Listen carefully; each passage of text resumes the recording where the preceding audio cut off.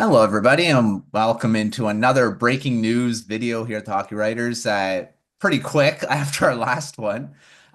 Jacob, we're finally, I guess, one of the pieces that have been talked about a lot in the hockey world is the JT Miller Pedersen feud, rift, whatever you want to call it.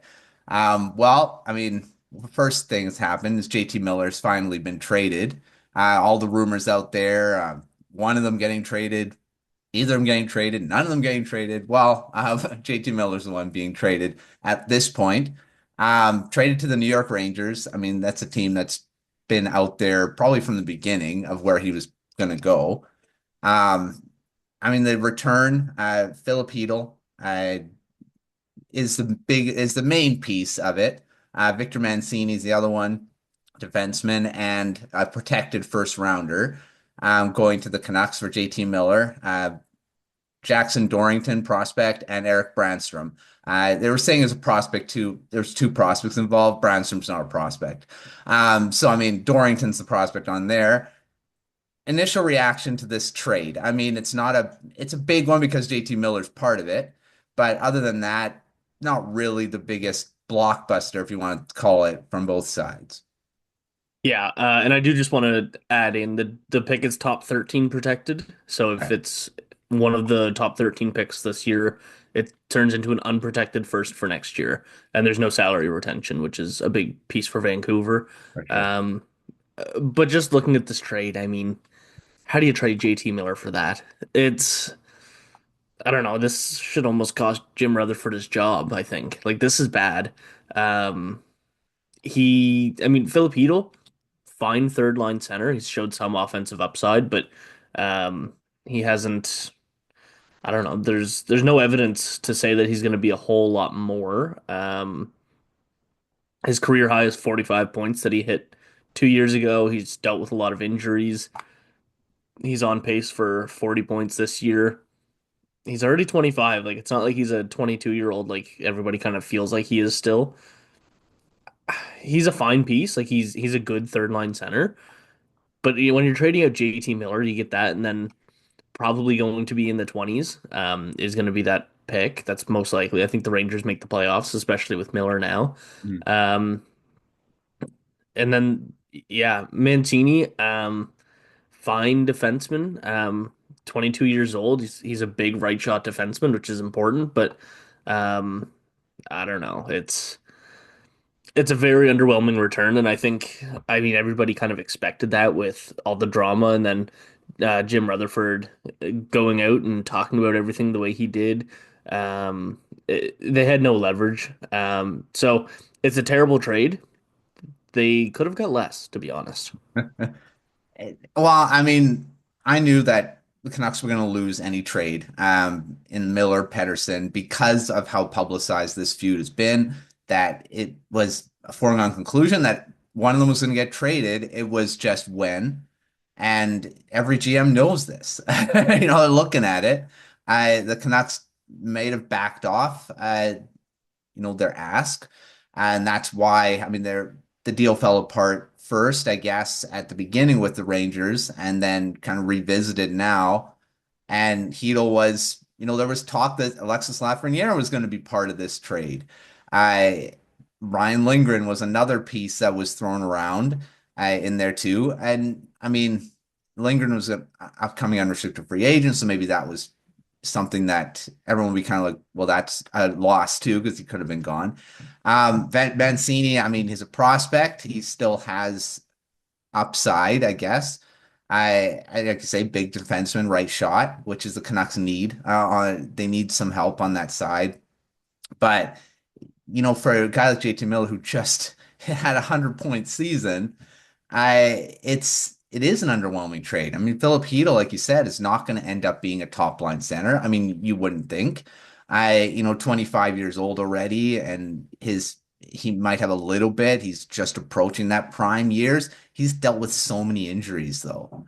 And is that behind him? The Canucks already have problems with oft injured guys.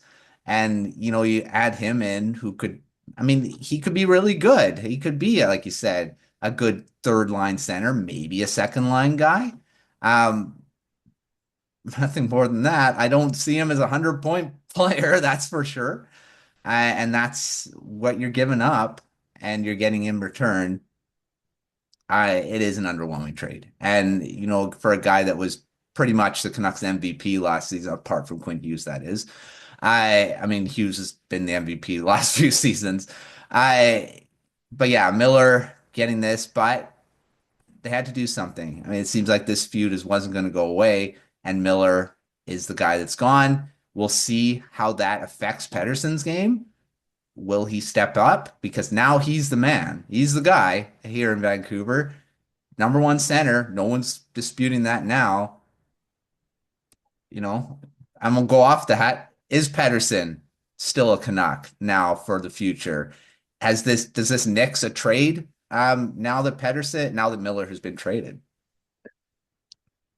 I'm like 50-50 on it. On one hand, you do your best to solve the problem. Now you've got Pedersen, who's a superstar player, and now you can continue to build around him and make the Canucks better around him. On the other hand, is it too far gone? Is it just time to wipe the slate clean? I mean, we saw Rutherford. He mentioned the word rebuild. He mentioned the fact that trading both is certainly a possibility. And that's been the report the whole time, is that it's not necessarily one or the other. Um, so I don't think it happens, but I think it could. And another underrated part of that trade that I just wanted to touch on was Erik Brannstrom. Yeah. The Canucks really struggled to move the puck from the back end outside of Quinn Hughes. That's like the biggest thing. Having Hronek back is nice, but Erik Brannstrom was their second best puck moving guy all season. And I know he only played 28 games for them with 8 points, and he's not going to end up on the score sheet as much as you might hope, but he moves the puck really well. So seeing him go too, that's just like really there was nobody else he could move like that's not working as well as Brannstrom was. Rick Tocchet doesn't seem to like Brannstrom, and that's he's been scratched. I've said it multiple times, some articles that why isn't he in the lineup over guys like Juleson, uh, I and Desharnais, guys like that don't move the puck very well. And now they've put in Elias Pettersson, and now he's been scratched a lot. Well, he's not playing tonight either. 2 games in a row since Juleson's come back from injury, and he's better puck mover too.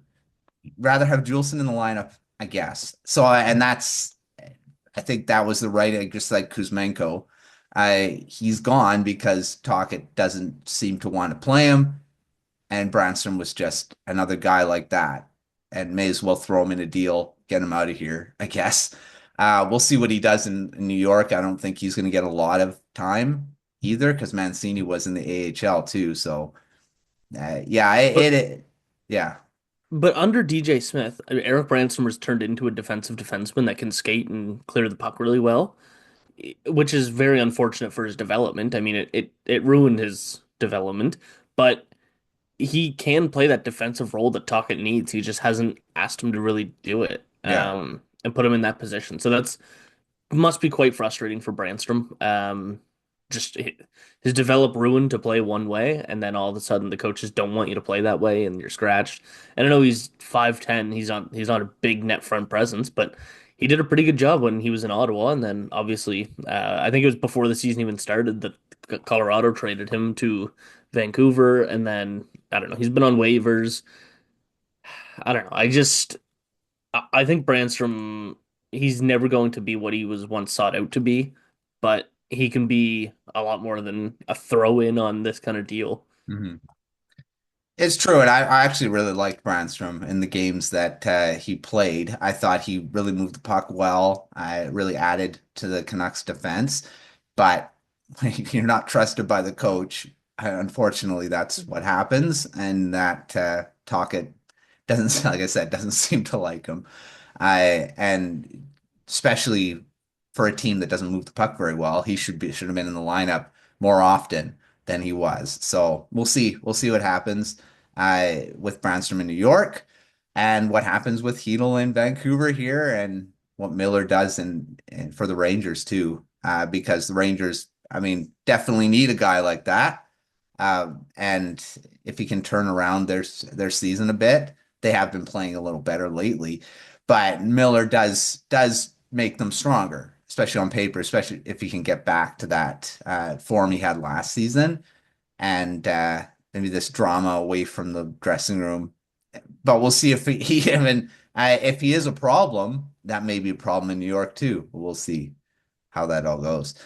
But thanks, Jacob, for coming on in this reaction to its latest big trade. It's actually to the almost to the day, a few seasons when Bo Horvat was traded to the New York Islanders. So, it's kind of funny that they picked, well, they traded Horvat because they wanted to re-sign Miller, or they re-signed Miller, and it was either one. Now they're both gone, and it's Elias Pettersson is the guy still here.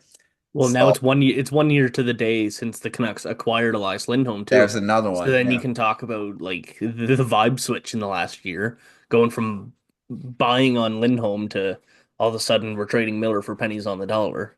Yeah. Alvin seems to like the 30th, 31st date for doing these trades because that's what happened with Horvat too, is the 30th Yeah. in a couple seasons ago. Now, yeah. Yeah, so we'll see how this plays out in Vancouver in the next few days, reaction on all this. But make sure to check out everything at thehockeybears.com. I'm going to try to get something out on this trade in the next day or so. But yeah, and we'll see what else comes of it if Pedersen is another one on the block still, or if they're going to run with him as the main guy. But check us out next time, and we will see you on another video.